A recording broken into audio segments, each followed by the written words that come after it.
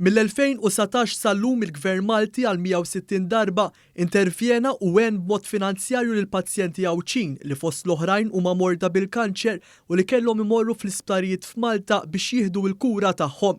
Fl-2017 il-Ministeru għal Għawdex ħallas għal 53 darba biex persuni kellhom imorru Malta u jieħdu l-kimoterapija.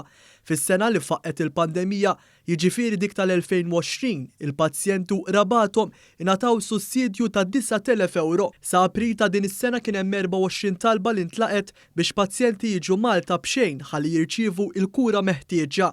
F'kummenti ma' dan l-istazzjon, il-Ministru għal Għawdex Clint Camilleri għalli din l-iskema mhux biss tkopri traġiet, iżda wkoll jekk dawn il-pazjenti u l-familji tagħhom ikollhom bżonn joqogħdu f'xi post ta' akkomodazzjoni f'Malta, il-Gvern jgħin biex jittaffew l-ispejjeż.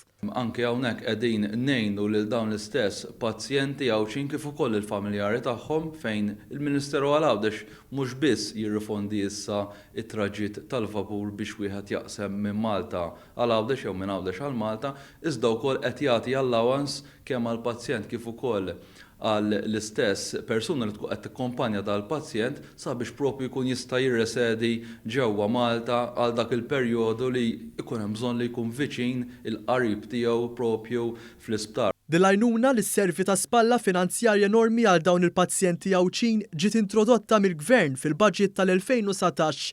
Għal din l-iskema hemm intitolati wkoll pazjenti li jridu jagħmlu xi operazzjoni maġġuri f'Malta, kif ukoll dawk li għandhom bżonn xi intervent brabta ma' kundizzjoni fid-demm.